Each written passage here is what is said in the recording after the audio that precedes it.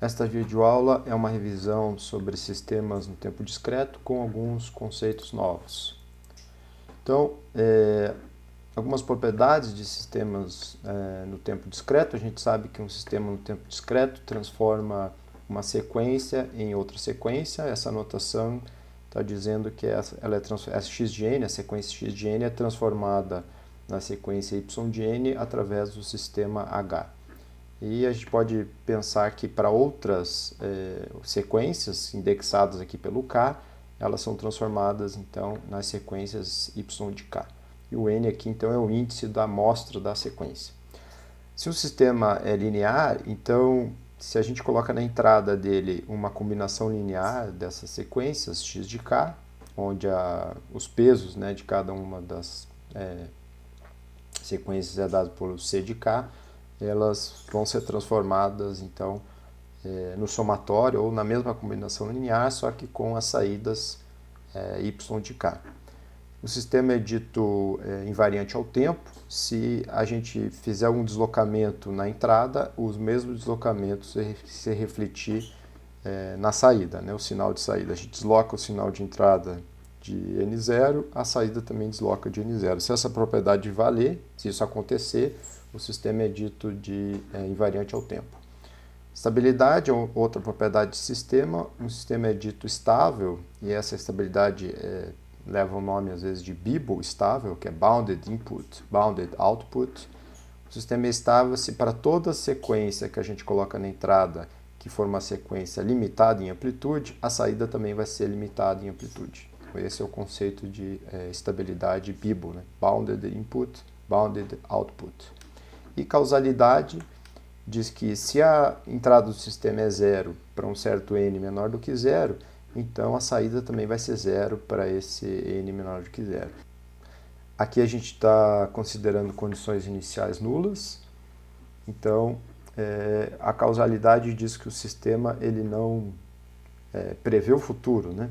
A saída só vai ser diferente de zero a partir do momento que a entrada começar a ser diferente de zero. É impossível, então, o sistema começar a ter uma saída, por exemplo, uma entrada que ainda é zero, né? Então, essa causalidade ela parece uma propriedade meio estranha, mas a gente vai ver que a ideia da causalidade é que a gente vai idealizar alguns sistemas e vai ver que na prática eles não podem ser implementados porque não são causais, né? Então isso vai ficar claro mais para frente. Aqui é uma revisão também rápida dos diagramas em blocos, né, das operações que a gente pode fazer com sinais. Então soma, multiplicação por escalar. Aqui ele é um atraso, né? Um atraso unitário, tem esse símbolo z na menos 1, que daí na aula de transformada a z isso vai ficar mais claro. E aqui como se fosse quando a gente pega então parte desse sinal e faz uma amostra. Aqui é um exemplo de implementação de um sistema de diferença finita de primeira ordem. Esse exemplo é mais uma maneira de, primeiro, uma revisão, mas ele conecta então uma expressão matemática que está falando que a saída do sistema vai ser a entrada no tempo n menos a amostra da entrada no tempo n menos 1 com o diagrama em bloco, onde a gente tem aqui esse bloco, então, z na menos 1, que é como se fosse um atraso. A gente pode também encarar ele como um retentor ou memória, né? Então, a cada chegada de amostra nova, esse bloco, então, libera a amostra anterior e essa amostra atual é armazenada aqui. O que acontece, então, é que a amostra atual ela vai ser subtraída, né, da amostra antiga, né, anterior. Então, finalmente a gente tem um sistema de diferença finita de primeira ordem. Revisão de novo, né, sobre a soma de convolução. A gente vai considerar essa maneira de representar um sinal. Basicamente, a gente reescreve o sinal como sendo uma soma, um trem de impulsos, né, onde cada impulso tem a sua amplitude modificada por x de k. Então, é uma maneira, digamos assim, mais complicada de escrever o x de n. Por que a gente usa isso? Porque a gente então supõe que a gente vai colocar na entrada do sistema o lado direito dessa expressão, em vez de colocar o lado esquerdo, a gente vai colocar o lado direito, já que eles são equivalentes. E com isso, a gente usa a propriedade de linearidade do sistema, onde esse somatório, então, a gente consegue colocar esse H caligráfico, que é o operador do sistema, ele acaba ficando só ele opera só no impulso, já que x de k não depende de n. E se a gente considerar, além da linearidade do sistema, se a gente impuser a invariância no tempo, então essa resposta impulso para o impulso deslocado, a gente pode escrever como sendo sempre a mesma resposta em impulso, só que a gente desloca a resposta em impulso. Então, reescrevendo essa expressão aqui, com essa imposição de invariância no tempo, a gente tem então essa expressão aqui embaixo, que é a soma de convolução. Lembrando, a gente fez duas suposições aqui nesse caso, nesse sistema. A gente fez a suposição que ele é linear e é invariante no tempo para poder, então, partir de uma expressão mais genérica e chegar na soma de convolução. Por isso, a soma de convolução só funciona para sistemas lineares e invariantes no tempo, LTI. É a sigla em inglês, Linear Time Invariant, também é usado a sigla LIT, né, que seria linear e invariante ao tempo. Qual que é a vantagem da gente usar a resposta impulso para sistemas LTI? Então, ela é basicamente a única informação necessária, né, além da entrada, para calcular a saída de um sistema LTI. E a principal vantagem é essa maneira, então, unificada, né, de caracterizar qualquer sistema LTI. Basicamente, a gente tem a resposta impulso, é um sinal, só que é um sinal que carrega, então, toda a informação sobre o sistema. É como se a gente fizesse um teste com o sistema, colocasse um impulso na entrada do sistema, observasse a saída e, de posse desse sinal, a gente poderia então calcular a saída para qualquer outra entrada fazendo a soma de convolução. Então é como se fosse um teste definitivo ou uma maneira unificada, né, de caracterizar qualquer sistema LTI. Aqui é só uma representação matricial da soma de convolução, onde aqui o sinal aparece então nessa matriz, o sinal de entrada com os vários deslocamentos, aqui a resposta impulso e a multiplicação dessa matriz então gera, né, a saída do sistema. Há algumas propriedades da soma de convolução. Então a convolução ela tem o elemento, se a gente fizer a convolução do sinal com o impulso, dá o mesmo sinal, isso quer dizer que o impulso seria o elemento neutro, né, da convolução. Atraso, se a gente fizer a convolução do sinal com impulso deslocado, a gente obtém então o sinal com o mesmo deslocamento que tinha o impulso. A convolução ela é comutativa, então a gente pode inverter a ordem aqui dos operandos que dá o mesmo resultado. Ela é associativa, a gente pode realizar então primeiro essa convolução, depois essa, ou a gente pode realizar primeiro a segunda convolução entre esses dois sinais para depois realizar a primeira convolução. E ela é distributiva, quer dizer, se a gente tem a convolução do sinal com uma soma de outros dois sinais, isso é a soma das convoluções distribuídas, como uma multiplicação. Então aqui é um pouco também uma rápida revisão de álgebra de bloco. Aqui eu vou passar rápido, depois eu disponibilizo os slides. Aqui algumas saídas, né, para algumas entradas de teste, no caso do sistema. A primeira, caso a entrada seja um impulso, a saída é a resposta impulso, obviamente. Caso a entrada seja um degrau, a saída é a resposta ao degrau, que a gente pode usar esse símbolo S de N, ou ainda fazer então o somatório, né, essa soma acumulada então da resposta impulso de K menos infinito até o instante N. Essas propriedades, tanto essas quanto essas anteriores, elas são facilmente obtidas da definição da convolução, né? Então basta pegar essa expressão e trabalhar, a gente chega facilmente a essas propriedades.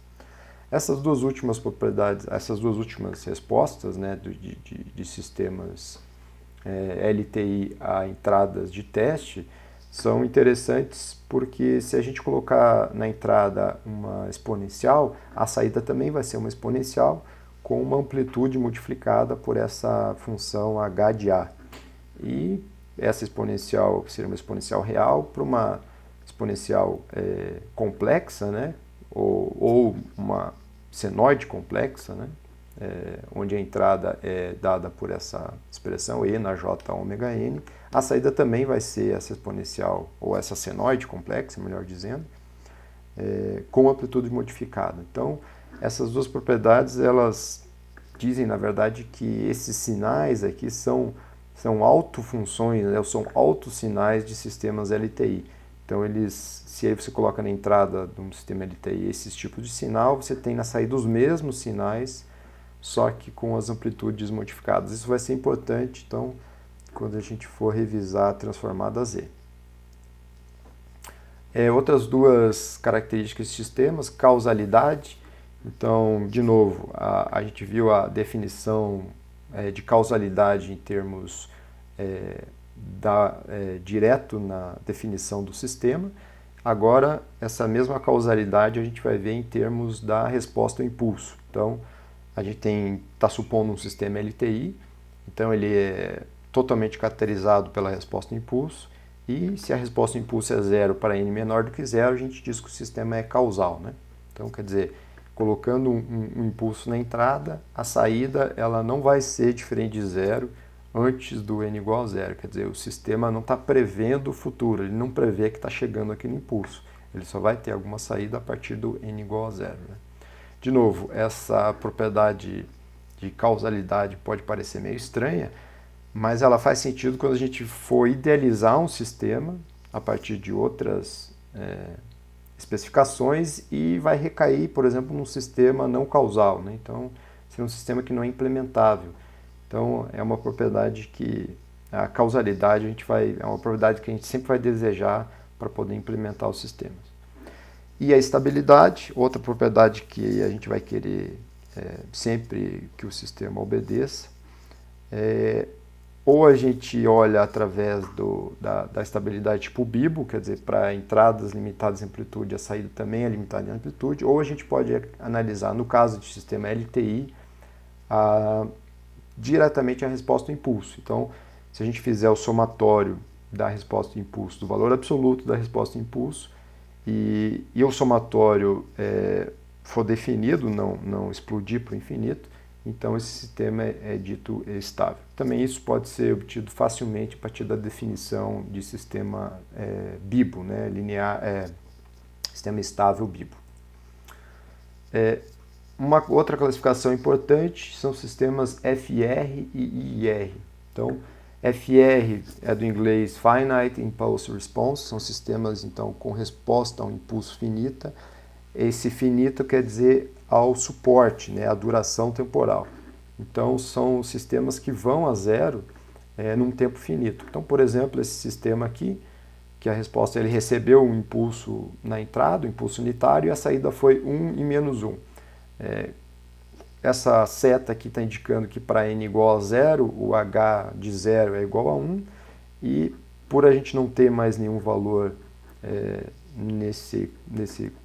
nessa notação de conjunto, quer dizer que ele é zero, né, tanto antes quanto depois. Então, daqui a gente vê facilmente que ele é FR, porque ele tem então, uma duração temporal finita. Já sistemas IR são sistemas que têm resposta ao impulso infinita, né? Infinita em termos de duração. Então, IR vem do inglês Infinite Impulse Response, e dado uma excitação inicial, impulso, a saída se mantém diferente de zero por tempo indefinido. Por exemplo, esse sistema que tem essa resposta ao impulso.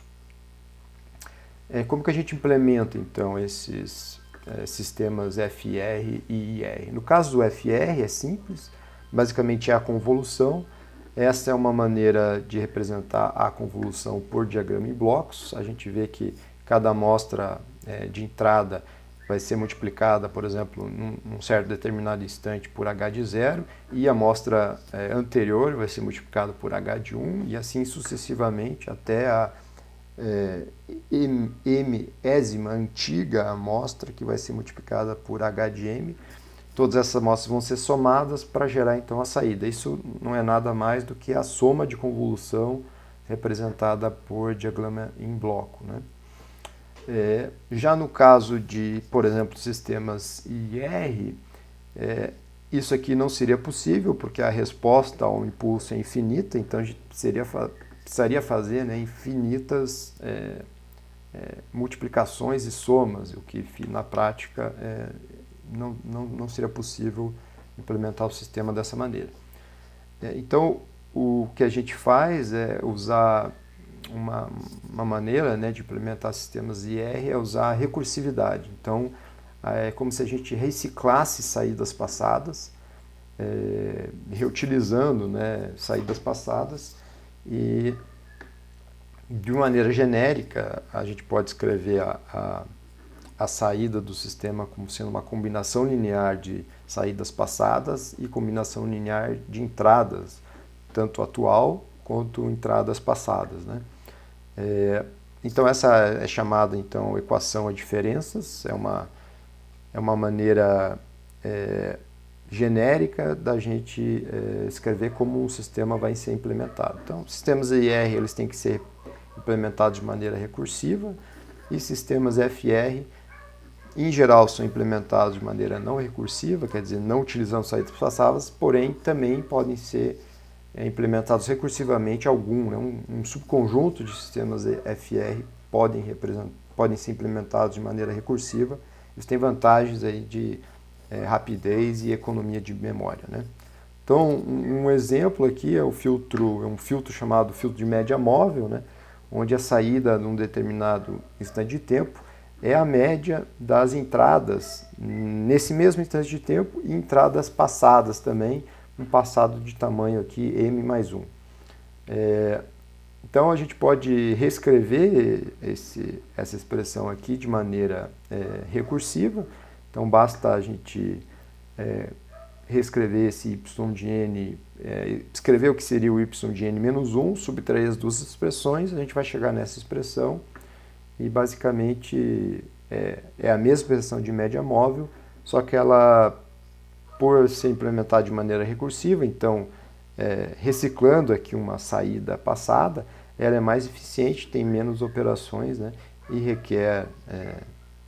possivelmente requer menos memória. Um exemplo de sistemas implementados de maneira recursiva, a gente vai considerar o eco e depois reverberação. Então, que seria um sistema onde, por áudio, por exemplo, a gente está simulando um eco. Então, simular um eco é a gente falar que um sistema que gera um eco, vamos dizer assim. Então, ele tem a saída igual à entrada, mais a entrada atrasada, multiplicada por uma constante. Então, esse atraso D é o atraso em amostras, que seria quando o eco aconteceu, né?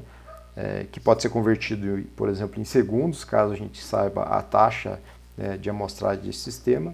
E esse A é uma amplitude para dizer o quão mais baixo, né, esse eco é em relação ao som original. Então, se a gente considerar múltiplos ecos, a gente tem o caso da reverberação. Então, são múltiplos ecos, é como se o som estivesse então refletindo em várias paredes e as reflexões sucessivamente elas vão ocorrendo. E, de novo, multiplicando essa expressão por A e trocando N por N menos D, a gente tem essa expressão aqui de baixo, fazendo a subtração dessas duas expressões, a gente tem a expressão de um sistema que simula uma reverberação. Então ele é um sistema está sendo implementado de maneira recursiva, quer dizer, está reciclando uma saída passada e a reverberação, basicamente esse sistema aqui é um sistema IR, né? Isso, como que a gente veria que ele é um sistema IR? A gente trocaria então a entrada x de n pelo impulso e veria que de fato, mesmo com o impulso, a saída ela tem duração infinita. Isso está mais ou menos óbvio aqui, olhando aqui, sempre que aparece x de n a gente imagina um impulso aqui e a gente vê que a saída tem duração infinita. Aqui uma maneira de a gente escrever uma implementação recursiva por diagrama em blocos. Então aqui a gente vai usar de novo esse bloco Z-1, que significa um atraso, né? Algo que vai reter aqui uma amostra e vai então, a partir de que outra amostra seja disponível, ele libera a amostra anterior e coloca na memória a amostra atual. E esse sistema então, aqui são as duas maneiras, maneira da expressão matemática para esse sistema, aqui a maneira gráfica pelo diagrama em blocos, e aqui é o cálculo de algumas saídas, né? Então, saída no instante de tempo 0 vai usar a saída do instante de tempo -1 e a entrada também no instante de tempo 0. A saída do instante de tempo 1 vai usar a saída no instante de tempo 0, que é a logo anterior, né? Mais a entrada no instante de tempo 1 e assim sucessivamente. Então aqui encerra essa videoaula. Até a próxima.